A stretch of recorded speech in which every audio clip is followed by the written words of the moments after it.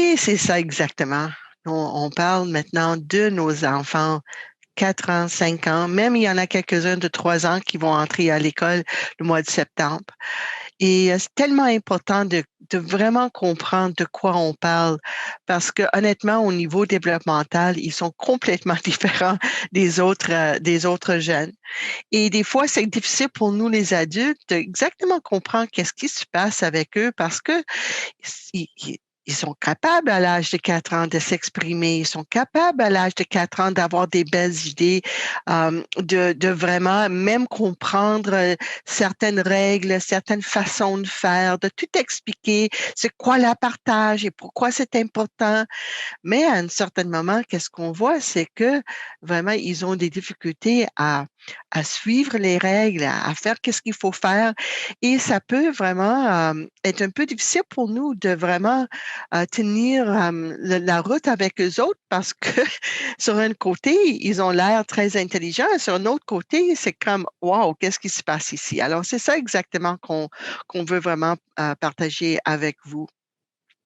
Et la petite qui est ici, elle est tellement fière d'elle-même, elle a tellement de concentration pour bien se déguiser. Je ne sais pas exactement qu'est-ce qu'elle faisait ici, mais elle avait l'air tellement euh, attentif et sur qu'est-ce qu'elle faisait. Et puis ça, c'est une des qualités qu'on va regarder aujourd'hui.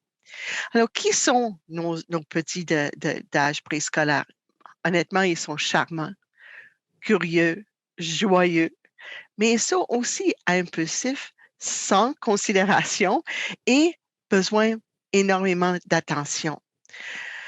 Et c'est ça exactement, c'est qu'est-ce qu'il faut pas, ne pas oublier. Et quand on parle de notre approche développementale, c'est une approche qui va vraiment considérer l'immaturité et l'importance de l'immaturité. Nos petits sont immatures, mais leur immaturité n'est pas une erreur, mais le début parfait à partir duquel nous partons tous. Et c'est très important de le comprendre et c'est pour ça que moi, j'adore les tomates parce que les fleurs des tomates qui sont ronds et rouges, qui vont devenir ronds et rouges, les fleurs sont jaunes et pointues. Et on panique pas comme jardinier quand on voit les fleurs qui sont pointues, on sait que en dedans, cette fleur de tomate a la capacité, cette plante de tomate a la capacité de devenir quelque chose complètement autre. Et c'est ça le des grands défis, c'est de ne pas paniquer quand on voit quelque chose qui est complètement différent d'idéal du développement. Mais c'est exactement ça. Les enfants d'âge préscolaire ont en eux tout ce dont ils ont besoin pour devenir des adultes mûrs et attentionnés. Mais, absolument, ça prend du temps et la patience et des conseils, mais pas nécessairement l'enseignement, mais juste d'être guide avec eux autres pour les aider à devenir qu'est-ce qu'ils ont la possibilité et la capacité de devenir. Alors, notre rôle, c'est vraiment moins d'enseigner, particulièrement avec les petits comme ça, mais plus de les guider, de les accompagner, d'assurer la sécurité et le confort, de les protéger et de comprendre que le développement est selon un plan et créer les conditions pour permettre leur épanouissement. Et c'est comme des jardiniers qui ont créé l'environnement au lieu d'essayer de tirer la plante. Et que devons-nous comprendre sur leur développement, mais ils ont une nature intempérée. Ils ont plein d'émotions en eux, émotions qu'ils sont en train d'exprimer, et c'est vraiment quelque chose qui est vraiment moins tempéré qu'on aimerait des fois avoir dans nos classes. La capacité de relation avec les autres, souvent c'est sans considération. Souvent, ils vont dire des choses qui vont blesser les autres. Ils vont dire des choses qui sont vraiment pas tellement gentilles et on va voir pourquoi c'est ça. Et ils ont un problème de séparation. Tellement important de considérer pourquoi ça existe comme ça. Alors, la telenovelle a créé comme un profil de l'enfant du préscolaire. Et qu'est-ce qu'on trouve là-dedans? C'est premièrement par leur nature intempérée. On voit premièrement que l'intempérance, c'est pas nécessairement quelque chose euh, euh, euh, mauvais. C'est pas quelque chose qui peut causer des problèmes parce que les petits, nos petits de 4 ans, de 4 ans, de 5 ans, ils ont une purité, une certitude et une certitude de la vérité où il y a plein de place pour nuances et une foi naïve en la magie. Et il croit au Père Noël, il voit un Père Noël dans le mail, puis ça, c'est le vrai Père Noël, complètement préoccupé par ça. Il peut croire en plein de choses. Et cette certitude est très importante au début et c'est vraiment gentil et charmant, mais ça peut aussi causer d'autres problèmes parce que ils sont aussi impulsifs et peu fiables parce que le comportement qu'ils nous démontrent souvent, c'est beaucoup, euh, excuse-moi, je juste dois m'organiser un petit peu ici, euh, ne reflètent pas leur connaissance parce que malheureusement, leurs bonnes intentions sont facilement éclipsées par l'impulsion du moment. Alors, c'est pour ça que des fois, ils vont nous promettre quelque chose et 2 minutes plus tard, 1 minute plus tard, ils vont faire complètement l'inverse. Mais ça fait partie de leur nature intempérée. Et ils ont une vision à court terme, zéro en résolution de problèmes, parce qu'ils ne peuvent pas considérer plus qu'un aspect à la fois. Pourquoi ils ont aussi cette relation sans considération? Parce qu'ils ont une clarité quant à son propre point de vue qui n'est pas entaché par la réalité ou la diplomatie. Il voit quelqu'un, il dit, mais madame, elle est tellement grande, cette madame-là, elle est tellement laide, elle est comme ci, comme ça, parce que ça, c'est comme leur point de vue. C'est clair pour eux autres, c'est ça qu'ils voient, c'est ça qu'ils vont dire une détermination et une compréhension de l'injustice qui est propre à lui. Le point de vue de l'autre est inutile pour lui. À cet âge-là, c'est vraiment leur point de vue et c'est pour ça ils ont un égocentrisme qui fait tourner le monde entier autour de lui. Mais on regarde ça et puis on se dit, mais pourquoi ça se passe comme ça? Mais c'est vraiment très important de voir le pourquoi, de comprendre le pourquoi. Et c'est exactement ça qu'ils n'ont pas de pensée et de sentiments mitigés parce que il peut prêter l'attention jusqu'à une seule pensée, une seule émotion à la fois, mais c'est lié avec le développement du cortex préfrontal. Et c'est ça exactement, notre cortex préfrontal, ils ont déjà un cortex préfrontal qui existe, mais le cortex préfrontal n'est pas encore connecté avec d'autres parties du cerveau. Alors, quand il vit une émotion, le cerveau prend, prend cette émotion et n'est pas capable de mettre à côté une autre émotion. C'est jamais un petit de 4 ans qui va dire, ah, sur un côté, j'ai cette idée-là, mais sur un autre côté, j'ai une autre idée. Ils vont dire leurs idées, une à la fois, et parce que le cerveau n'est pas encore connecté pour permettre cette capacité d'avoir les deux pensées. Alors, toutes les impulsions ressenties sont exprimées et toutes les pensées et tous les désirs contradictoires sont éclipsés dans l'instant à cause de cette manque de développement du cortex préfrontal. Et l'autre chose qui est importante, c'est que souvent on dit, mais ils sont pas gentils avec les autres personnes, ils n'ont pas d'empathie, mais ce n'est pas la vérité. Ils ont beaucoup d'empathie et de bienveillance en eux, mais quand ils pensent aux autres, ils ne sont pas capables de penser à eux-mêmes. Et des fois, on voit un petit qui veut donner tout aux autres pour plaire à ses amis, pour être vraiment bienveillant envers les amis. Ils ont tout partagé, parce que c'est pas le vrai partage, mais ils ont tout donné leur jouet à l'autre. Et à ce moment-là, ils ne sont pas capables de penser que si je donne tous les jouets à l'autre, j'aurai rien pour moi-même.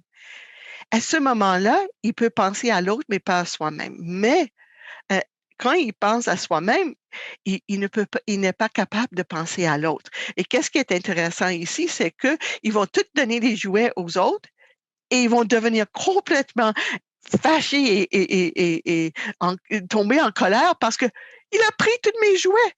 Mais c'est parce que à ce moment-là, il peut penser seulement à lui-même, mais pas à l'autre. Et ça se passe parce que le cortex préfrontal n'est pas encore activé et ça commence à être activé seulement entre 5 à 7 ans. Et souvent, on pense, disons, à la maternelle 5 ans, qu'on a enseigné les enfants à partager, parce que la partage, ça prend les deux parties, le partie du cerveau qui est capable de dire, sur un côté, je veux garder mes jouets pour moi, mais sur un autre côté, je veux avoir des amis. Et vers l'âge de 5, de 6 ans, jusqu'à 6 ans, maintenant, le petit est capable de faire ça. Nous, on a pensé qu'on a enseigné ça, mais honnêtement, la vérité, c'est que le cerveau est maintenant capable de considérer l'autre en même temps que je considère mes propres idées à moi. Mais il y a une autre raison aussi. On se demande, mais pourquoi le cerveau se développe si lentement? Pourquoi on ne peut pas faire ça? Parce que les petits de 4 ans, de 5 ans, on les met en groupe et ils ont des grandes difficultés à s'accorder avec les autres. Mais pourquoi ça se passe? Mais ça se passe pour une raison développementale qui est très importante, mais qu'on considère rarement. C'est parce que c'est comme la nature protège les enfants, protège en sorte que ça soit facile pour eux autres de vivre pleinement leurs propres émotions, leurs propres préférences, leurs propres pensées. Et parce qu'ils doivent développer pendant les premières 4, 5 ans vraiment à se comprendre, oui, à développer leurs idées à eux, avant de avoir des autres idées qui vont faire comme une impression. Alors, c'est pour développer leur propre personnalité. Le cerveau de l'enfant a besoin du temps pour faire ça, pour s'orienter sur le monde et être certaine de ce qu'il est. Que je suis qui, j'ai quoi comme pensée, j'ai quoi comme idée. Et tout de même qu'on ne peut avoir des influences là-dessus, l'important, la tâche du développement à ce moment-ci, c'est vraiment de se développer comme être individuel. Et pour ce faire, ils seront présents dans l'instant, dans le moment, avec leurs propres pensées, avec leurs propres émotions dominantes. Et vraiment, le cerveau ne laisse pas une autre pensée ou une autre émotion entrer en jeu. Ils sont perdus dans l'intensité du moment et ne peuvent pas en accepter davantage. Souvent, on appelle ça la pleine conscience, mais les petits de 4 ans et de 5 ans, c'est ça leur vécu, la pleine conscience. Mais le cerveau protège le petit pour développer cette propre personnalité. Alors, c'est très important de protéger ça. Alors, c'est à nous vraiment de compenser de leur manque. Il faut vraiment accepter cette responsabilité de les garder à l'écart des ennuis au lieu de leur demander de contrôler leurs impulsions. Ça ne veut pas dire qu'on ne crée pas des environnements pour protéger les autres des propres impulsions des petits, mais vraiment comprendre que ce n'est pas le moment d'exiger ça de leur part. Et vraiment d'essayer d'anticiper des situations où ils vont être dépassés par leur niveau de développement. Et vraiment, des fois, de temps en temps, de les aider en décrivant un comportement qu'on demande aux autres. Et c'est pour ça qu'on a nos règles. C'est ça pourquoi on a nos façons de faire dans les moments. Mais il faut anticiper et prévenir. Parce que quand ils rencontrent des difficultés, on veut les aider au lieu de les corriger et de rester patient et résister à l'urgence de donner une leçon parce que les choses vont changer à mesure que le cerveau mûrit. Tu vois, Suzanne, si tu veux ajouter des choses, soit... Oui. Oui, Eva, puis écoute, je vois tellement je vois plein vois plein d'enfants dans ce que tu dis. Puis oui, il y a beaucoup de considérations à prendre, mais moi, je me dis tout. La meilleure solution puis le meilleur moyen que j'ai trouvé dans ma pratique pour réussir à reconduire, à rassembler tous ces besoins-là, ben c'est sûr que l'important, c'est de toujours penser aux besoins et à l'intérêt de l'enfant. Comme ça, on ne se perd pas. Et c'est plus facile d'appliquer la théorie du docteur Neufeld parce que pour les aider à s'orienter dans leurs émotions, se rappeler tout ce qu'on leur demande, les consignes, les règles, ben, c'est nous autres adultes qui doit être l'agent de changement et d'orienter l'enfant. Puis c'est sûr que ça prend des routines, des transitions et ça prend beaucoup de rappels visuels. Et les moyens que j'ai trouvés qui ont vraiment été utiles, c'était beaucoup dans la routine d'avoir des tableaux qui indiquaient le temps. Dans toutes les transitions, une routine quotidienne visuelle avec des pictogrammes ou peu importe les dessins que vous avez décidé de faire. Là. Et le matin, introduire cette routine-là avec le groupe, avec les enfants, dès le départ, après l'arrivée, après l'accueil des enfants. Et c'est des rassemblements en groupe. C'est important le rassemblement en groupe pour identifier ce qui va se passer dans la journée. Mais comme on le sait, dans la vie de tous les jours, que tu sois à l'école ou en CPE ou peu importe en groupe d'enfants, les journées vont vite, les horaires changent vite, il faut être adaptatif. Alors, il faut avoir des solutions pour pouvoir appliquer le changement immédiat. Et moi, ce que je fais souvent avec les enfants pour éviter les frustrations, pour les éviter de se mettre dans le trou, c'est de donner à l'enfant des outils individuels. Pour introduire tout ça, ben, je commence par des allégories, des histoires que je vais introduire dans le groupe au complet. Si je veux viser un enfant en particulier, je ne le ferai pas pour pas qu'il soit mis dans la honte ou qu'il se sente visé principalement dans son comportement parce qu'on ne veut pas être punitif. On veut que l'enfant collabore et qu'il soit bon pour nous. Puis je dis tout le temps, ben moi, tu sais, je sais tout ce qui est bon pour toi, je sais ce dont tu as besoin. Viens, je vais t'accompagner. Alors, c'est vraiment un accompagnement dans tous les moments de la routine.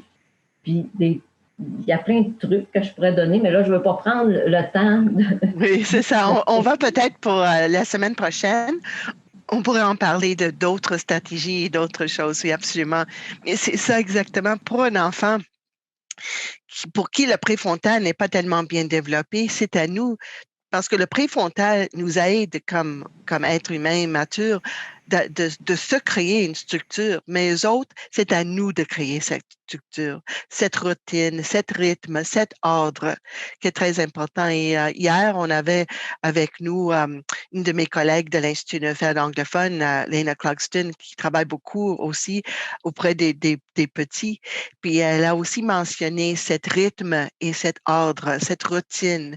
Elle utilise souvent des chansons pour marquer une transition et pour aider les enfants, ou quelque chose qui est moins que juste c'est quelque chose chantier, souvent, ça aide les enfants à faire attention, à porter attention à nous, mais aussi c'est comme génial, c'est gentil, c'est douce, c'est une façon de les guider avec les chansons. Une autre chose qu'elle a mentionnée qui était vraiment intéressant pour moi parce que moi, je travaille pas trop souvent avec les petits, mais elle dit que cet ordre dans la classe, une ordre, chaque article à sa place, ça peut rassurer l'enfant. Il peut trouver des choses facilement. Chaque chose, il trouve ça facile. Et puis, qu'est-ce qu'elle a aussi suggéré, c'est de faire participer les enfants aux soins de la salle. Et souvent, on pense que ça, c'est notre rôle comme adulte. Et absolument, c'est pas le rôle de l'enfant de tout arranger les choses. Mais qu'est-ce qu'elle a dit, c'est que par le fait qu'ils vont mettre les poupées au lit, nettoyer la cuisine de jeu, à balayer le plancher, à aider à laver les tables et les vaisselles, organiser les jouets sur les étagères, etc. C'est que ça leur donne un sentiment d'insignificance, et puis on va parler de ça. Ils font partie de la vie de la classe, mais aussi ça a une façon comme non spécifique à engendrer un sentiment de respect envers qu'est-ce qui se trouve dans la classe. Et je pense que les enfants, on veut les enseigner à respecter des choses, mais s'il fait partie, et les petits, ils aiment ça nettoyer, faire partie, mais ça doit faire partie de l'ordre et de la façon de faire dans la salle.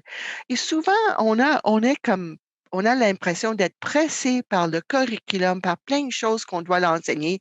Et je sais que maintenant, ils ont changé, le ministère du Québec a changé le focus du programme à Matana 4 ans, 5 ans pour inclure beaucoup, beaucoup plus d'expériences.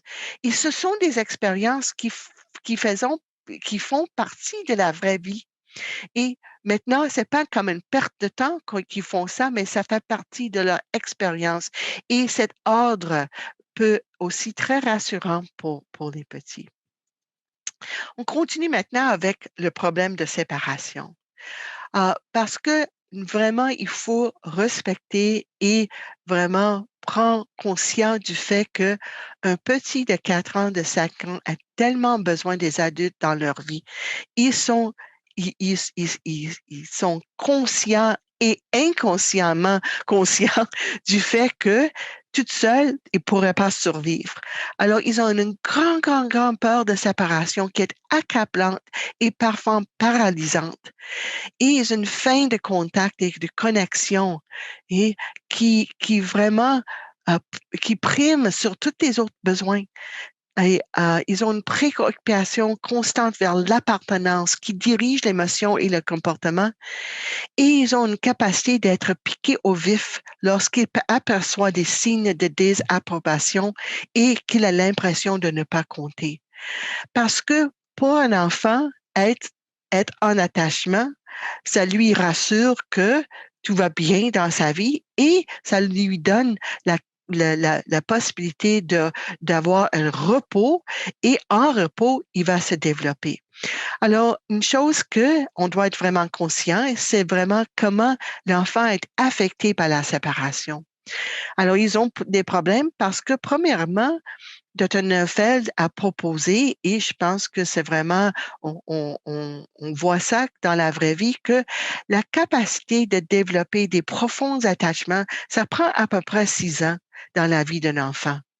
Et c'est pour ça que, parce que malheureusement, dans notre société, dans notre façon de faire, les enfants doivent être séparés d'un parent, des gens qui prennent soin d'eux autres, c'est qu'ils sont tellement vulnérables et ils sont sensibles et vulnérables aux séparations et c'est pour ça que nous, parce qu'on prend la relève des parents, des fois, malheureusement, on est capable dans nos écoles, dans nos centres, de donner un peu plus que peut-être qui est possible dans certaines familles. Mais tout de même, pour l'enfant, des jeunes enfants, ils sont vulnérables aux séparations réelles et perçues. Alors, ils ont des fortes émotions. Et si vous avez suivi les cours avec moi, vous avez déjà entendu parler de l'alarme, de frustration, de poursuite. Et quand les émotions sont fortes comme ça peut éclater un comportement dérangeant. Mais l'émotion est là pour régler le problème de séparation vécu par la petite. Et parce que la petite peut juste vivre une émotion à la fois, ça peut causer des problèmes. Alors, il faut être très, très, très sensible des besoins d'attachement de nos petits. Alors, de quoi ont-ils besoin de nous? C'est vraiment, on doit rester des agents d'attachement afin de vraiment leur aider de créer, de développer cet attachement plus profond. Et c'est ça une chose qui m'a vraiment touchée au cœur, c'est que la grande question d'un petit, c'est qui prend soin de moi? Est-ce que c'est vous qui va rester à côté de moi? Et c'est tellement important. Et qu'est-ce que notre réponse vraiment chaque jour? Et c'est pas seulement de les rassurer, mais juste des petits gestes qu'on fait, de les saluer chaleureusement, créer un sentiment d'importance. Et vous faites ça naturellement, mais c'est tellement intéressant parce que des fois, on est un peu pressé, on est un peu distrait par d'autres choses, mais pour chaque petit, Est-ce que madame, est-ce que monsieur a noté que maintenant je suis arrivée en classe? C'est pour ça qu'on crée un environnement calme, ordonné, rythmé, parce que cette calme vraiment rassure l'enfant. Je me souviens quand Valérie a parlé des classes à Sorsonne qu'ils ont créées à Lac-Simon, les enseignants ont vraiment, avaient des petites routines, des petites choses qui ont donné à l'enfant l'impression que j'ai pensé à toi même avant que tu entré dans la classe avec une odeur ou quelque chose. Adopter une attitude ludique lorsque c'est approprié.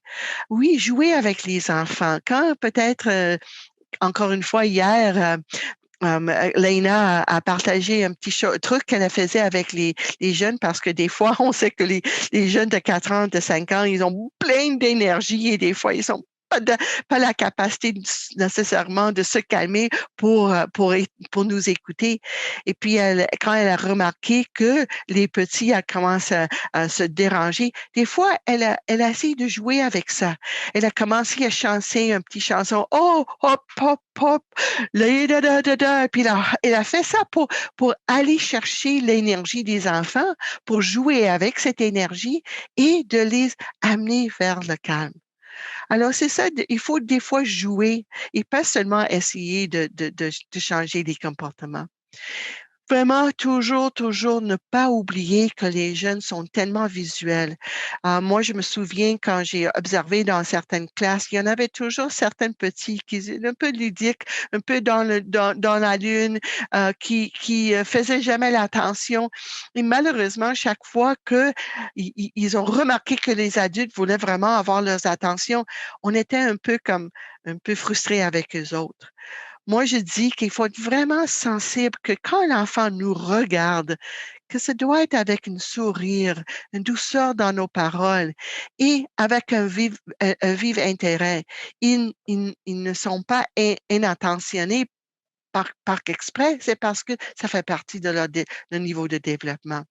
Alors, c'est ça, il faut être leader responsable, il faut faire attention absolument, mais il faut prendre soin de nos jeunes aussi et respecter leurs expressions émotionnelles. C'est pas facile à faire si on a un groupe de 12, 14, 15 enfants, mais tout de même, c'est très important de prendre soin et d'avoir des pratiques qui respectent les émotions et vraiment offrir comme une invitation inconditionnelle à exister en notre présence. Alors, quand les choses ne vont pas bien et les émotions sont fortes, vraiment, c'est notre rôle d'assumer cette responsabilité de maintenir la relation bienveillante. J'en suis certaine, c'est pas facile pendant certains jours. On est fatigué, il y a trop de choses qui se passent, mais toujours ne pas oublier que pour un petit, notre désapprobation, ça peut vraiment lui toucher et il a besoin de savoir qu'on est là. Alors, juste des petites choses que je vais partager avec vous et puis on va aller un peu plus loin là-dedans, les accompagner dans leurs expériences émotionnelles, d'essayer de ne pas minimiser l'émotion avec la raison, répondre à l'incident comme s'il était un accident. Ils ne font pas ça par express. Résister à l'envie toujours d'enseigner une leçon, toujours de corriger comment ils font et de leur montrer, d'essayer de leur montrer un autre chemin, mais aussi de les aider à avoir leurs larmes parce qu'il y a plein de choses qu'ils ne peuvent pas changer, mais ils ont besoin de leur tristesse. Alors, cette rôle de assumer la responsabilité bienveillant, accompagnez-les dans leurs expériences émotionnelles. S'ils entrent à l'école, s'ils ont des coups, même s'ils ne fonctionnent pas, des fois, juste venir à côté. Ah, je suis désolée que les choses ne fonctionnent pas pour toi. Tu as plein de coups, de cris en toi aujourd'hui. Cette frustration doit sortir, mais laisse-moi t'aider, laisse-moi t'aider. C'est vraiment une culture une culture de sécurité dans la classe et montrer au groupe aussi qu'on va gérer les émotions, mais on va aussi les accepter. Et c'est vraiment l'idée, c'est de les aider au lieu de les corriger. de répondre à cet incident comme si c'était un accident. C'est vraiment une bienveillance envers des comportements qui sont peut-être difficiles à tolérer, mais de comprendre que l'enfant, à cause de son immaturité, va y arriver avec ça. Cette responsabilité de ne pas essayer de toujours raisonner avec l'enfant.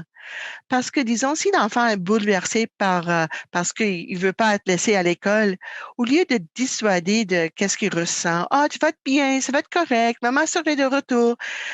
Ça, c'est le raisonnement. De vraiment juste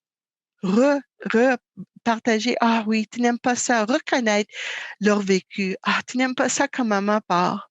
C'est difficile quand papa s'en va. Et juste rester avec l'émotion.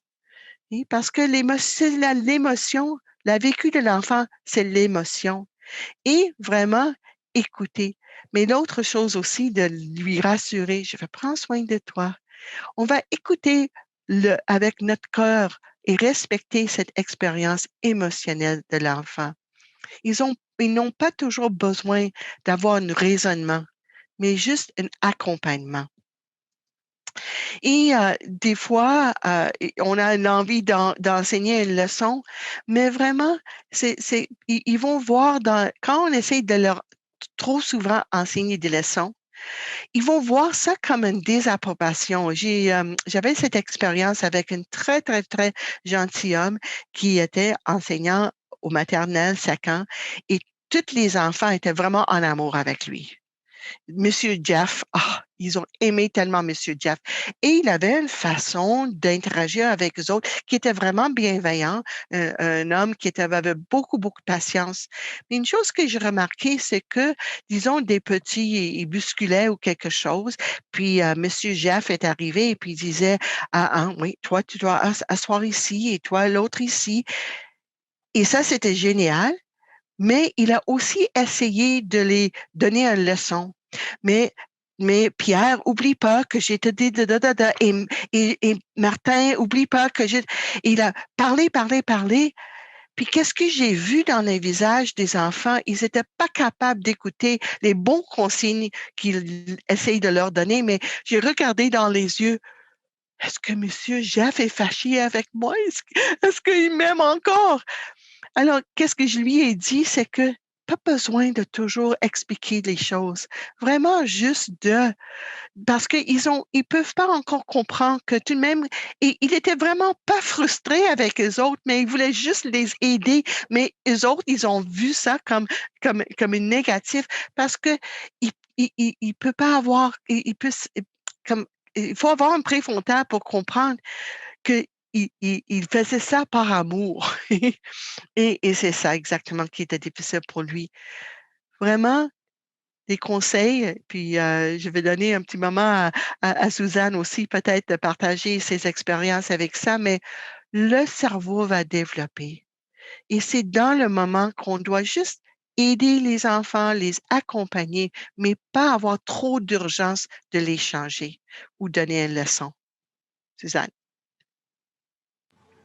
Oui, écoute, dans tout ce que tu viens de dire, je vois un petit bonhomme qui était souvent frustré. Puis il ne faut pas oublier que toutes ces frustrations-là durant la journée, l'impulsivité, comme tu dis, vient de la séparation qu'ils ont à gérer toute la journée. Puis qui est très lourde de ne pas sentir qu'il y a une personne, maman n'est pas là tout le temps à côté d'eux pour venir régler le problème. Parce que quand tu es jeune et que tu pleures, tu cries maman ou tu cries papa ou tu cries le nom de la personne qui va venir te sauver la vie. Tu sais. Puis, il y a un petit gars, entre autres, qui avait beaucoup de violence, puis il montait sur les murs, puis il lançait des jouets, puis criait maman, maman, maman. Ben, à ce moment-là, le besoin, c'est maman. Et c'est de faire le pont le matin avec la maison, puis créer leur appartenance et loyauté dans le milieu où ils sont en garde, au CPE ou à l'école. C'est de faire le pont avec les parents. Le matin, j'avais des activités, en tout cas, tu peintures la main, à l'entrée de la salle, tu mets ta main sur la pancarte et le parent devait se peinturer la main de son enfant et de le mettre là. Et ce petit bonhomme-là, à un moment donné, j'ai dit, viens voir qu'est-ce que maman elle a fait pour toi. Puis, puis moi, je suis là pour la remplacer quand tu te sens malheureux. Et là, j'ai parlé, ben, qu'est-ce que maman fait avec toi? Qu'est-ce que tu vis chez vous avec maman? Qu'est-ce que tu voudrais qu'on fasse ici comme tu fais avec maman? Écoute, ça a été fini. Puis oui, ils refaisaient des crises, mais les filles savaient répondre. Après ça, les éducatrices, je vous avais dit, il faut répondre aux besoins, aux mots lorsqu'ils le crient. C'est ça, sa frustration. On doit être l'accompagnateur qui va gérer cette frustration-là en répondant aux besoins au moment présent.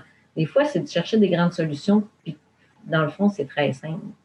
Et Oui. de faire le pont avec la famille, c'est important. J'en aurais d'autres exemples comme ça pour inclure les parents pour que l'enfant sente que le parent a une appartenance avec la responsable qui doit s'occuper de lui toute la journée, que ce soit le professeur ou l'éducatrice, pour qu'il sente qu'il y a comme un lien avec Exactement. sa famille, avec ce qui se dit dans sa famille, avec ce qui reconduit, qu'il sente le lien.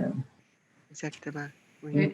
Si vous me permettez, évidemment, des fois, les contacts avec les familles peuvent être difficiles aussi, mais il y a quelque chose de bien qui vient de mentionner, c'est qu'on cherche des grandes solutions, mais que j'ai bien aimé dans le fond, c'est l'ouverture du cœur et cette compréhension de l'enfant qu'il vit une grande séparation. Donc, ce que j'ai à retenir dans ce qui vient d'être dit, c'est que de justement considérer que parce qu'ils sont petits aussi, les séparations qu'ils vivent sont difficiles à tolérer et ce qui peut être vraiment la source de comportements, en fait, qui vont émerger suite à cette séparation.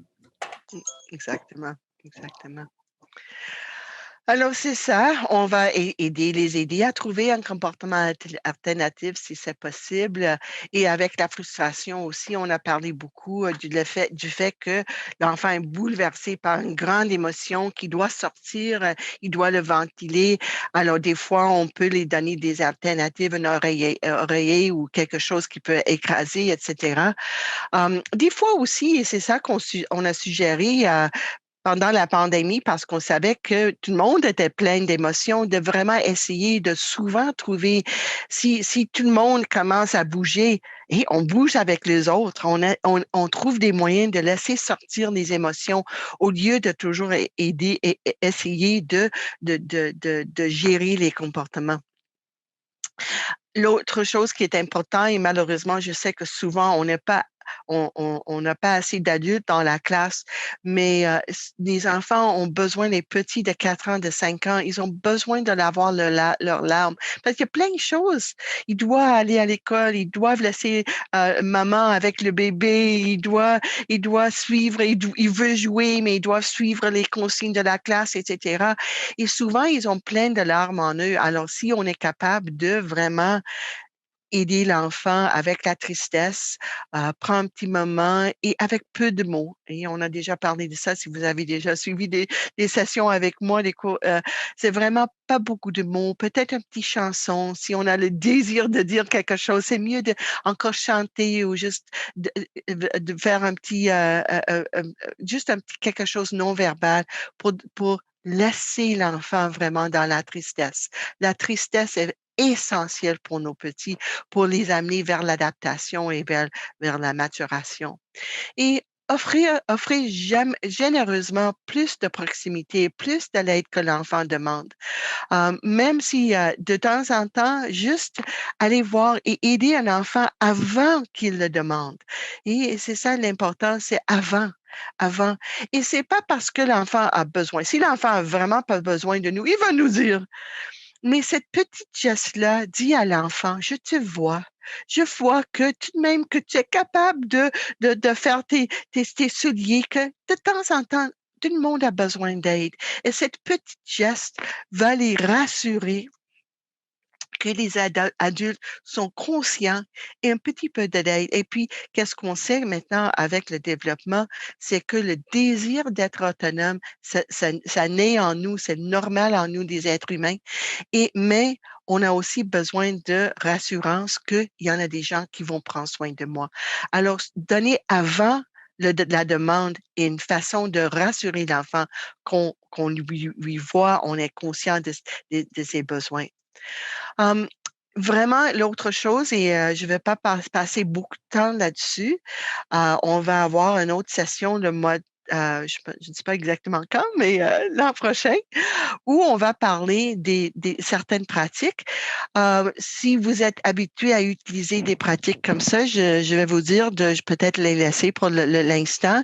Et si au début de l'année, ce sont des pratiques qui pourront aider un enfant et les enfants à comprendre quelles sont les attentes dans une classe. Mais malheureusement, quand on a fait comme une analyse de certaines pratiques, on va voir que les pratiques, malheureusement, sont pas faites pour les petits de 4 ans et de 5 ans. Les retraits qui vraiment va leur dire, on ne veut pas ne veut pas prendre soin de toi. Tout de même qu'on pense que les retraites sont bien, souvent on dit, mais l'enfant doit réfléchir sur qu'est-ce qui se passe avec lui, mais on va voir que son cerveau n'est pas fait pour la réflexion. Si les conséquences, oui, on peut enlever. Si l'enfant se trouve en grand trouble et prend un bloc et il va lancer le bloc pour faire mal à une autre personne, oui, on peut enlever le bloc à ce moment-là, mais pas pour nécessairement pour changer ses comportements. Parce que des fois, si on dit à un enfant, tu peux pas jouer, je vais enlever la permission de jouer avec les blocs parce que tu dois me montrer que tu es capable de le faire, on ne veut pas enlever les choses auxquelles ils sont attachés parce que ça va affecter la relation avec nous autres. Et les systèmes de récompense et les feux rouges, orange et vert, on pense que ça change les comportements, mais ça fait des choses, ça ne change pas les comportements parce que les comportements sont liés avec le développement, pas avec les renforcements. Et même l'évaluation à la fin de la journée avec l'agenda, c'est parce que c'est ça parce que les sont pas conseillés parce que premièrement, le préfrontal n'est pas développé. L'enfant n'est pas les conséquences sont là pour aider l'enfant à réfléchir, mais l'enfant n'est pas encore capable de réfléchir. Alors, des fois, il est comme, qu'est-ce que je dois faire ici? Il ne comprend pas pourquoi on fait ça. Mais l'autre chose qui est vraiment, on n'a vraiment pas pensé à ça avec les systèmes d'émulation, c'est que qu'est-ce que l'enfant voit, c'est pour avoir le sourire de mon enseignant, je dois mériter par mes comportements cette sourire. Parce que, et ça, ça donne maintenant un attachement conditionnel. Et puis, il faut vraiment faire attention. Je vais expliquer ça un peu plus, mais il faut vraiment, nos petits de 4 ans, 5 ans sont tellement sensibles, il faut faire attention à leur immaturité et à leurs besoins d'attachement inconditionnel. Alors, c'est exactement ça. Ils ont besoin d'un attachement inconditionnel. Ils ne sont pas censés à travailler pour l'attachement en gagnant cette étoile ou cette feu vert qui répondent à nos attentes sociales. Et qui vraiment c'est trop pour eux autres. Je sais que oui, il y en a certaines qui vont faire énormément d'efforts pour aller chercher cette feu vert ou cette bonhomme vert ou cette soleil, etc. Mais il faut pas oublier que quand ils sont en train de travailler pour l'attachement, ils ne sont pas capables de se reposer. Quand ils ne reposent pas, ils ne grandissent pas. On n'a pas pensé à ça avec nos systèmes d'émulation. On n'a pas pensé à ça. Mais dans l'approche développementale, on voit que oui, au court terme, on peut peut-être changer le comportement, mais à long terme, on affecte le développement. Et qu'est-ce que, honnêtement, moi, je dis, c'est fournir plus d'attachement, de gentillesse et de bienveillance lorsque les comportements sont pires. Et certains d'entre vous ont déjà participé à les sessions où on a parlé de cette grand-père ici. Son petit-fils n'était pas content du fait qu'il n'a pas vu depuis longtemps, mais le grand-père n'a rien dit à son petit garçon. Il est juste allé chercher le petit et de petit à petit, le petit était content avec son grand-père. Mais il n'y a aucun adulte qui a dit à lui, tu dois être gentil avec ton grand-père. Non, le grand-père était au courant du fait que c'était son rôle à lui d'aller chercher le petit. Exactement ça, et c'est à nous de faire le pont comme Suzanne a dit et Valérie a dit, faire le pont avec les parents, mais aussi faire le pont avec d'autres séparations aussi qui ne peut pas être évitées. Et faire le pont, ça veut dire de préserver la connexion en attirant l'attention sur le prochain point de contact. Parce que il y en a plein de choses qui pourraient nous diviser. Moi, comme adulte, je suis fatiguée, je ne suis pas en forme, j'ai plein d'autres élèves à qui je dois aller chercher, faire quelque chose avec eux autres. Ça se peut que j'ai, pas par exprès, mais causé une séparation émotionnelle avec la petite. Mais toujours quand il y a un incident, c'est notre rôle à nous d'attirer l'attention sur le prochain point de contact. Puis on peut dire, ah, ça n'est pas bien aujourd'hui, mais on va lire un livre ensemble demain. Tu peux t'asseoir à côté de moi quand tu reviens. Alors toujours, et c'est ça, l'enfant a toujours besoin de cette assurance que leur relation va continuer. S'il y a une séparation physique à la fin de la journée, à demain, j'ai hâte de prendre la collation avec toi. Ou quand l'enseignant doit être absente, et ça c'est quelque chose que Léna nous a suggéré, de laisser quelque chose, parce que des fois on doit être absent, il y a une remplaçante qui doit être là, mais je vais laisser, elle laisse sa tasse ou un chandail ou une écharpe pour montrer aux petits, je reviens demain pour chercher ça. Et ça crée le pont. Comme ça, l'enfant est rassuré que nous, on va prendre soin de lui. Alors, qu'est-ce qu'ils ont besoin de nous? Pour compenser ce qui leur manque, pour compenser pour leur immaturité naturelle qui est là pour une bonne raison. Quand ils se retrouvent en difficulté, pour les aider au lieu de les corriger. D'assumer cette responsabilité de relation dans les situations socialement difficiles. Et c'est pas facile pour des petits de 4 ans de s'entendre et de jouer très bien avec les autres. Pour combler tout ce qui pourrait diviser. Offrir généreusement plus de proximité et d'aide que ne demande de l'enfant et fournir cette invitation inconditionnelle à exister dans notre présence, comblant leur faim d'attachement. Si on comble le faim d'attachement, si on peut démontrer à l'enfant qu'on soit là avec eux autres pour les protéger, ils vont développer et même développer les comportements et les caractéristiques dont ils auront besoin pour vraiment avoir du succès à l'école. Juste des derniers petits pensées. Il faut chanter, danser, jouer, offrir le confort, être généreux, pardonner facilement, ressentir même notre propre tristesse parce que pas facile nécessairement et avoir confiance dans la plante de la nature. Tout développement commence par l'attachement. Et ça, c'est notre premier rôle avec les jeunes. C'est vraiment de les entourer avec un attachement qui va leur aider à développer comme il faut. OK, c'est ça. Merci beaucoup, Eva et Suzanne, pour ce beau partage.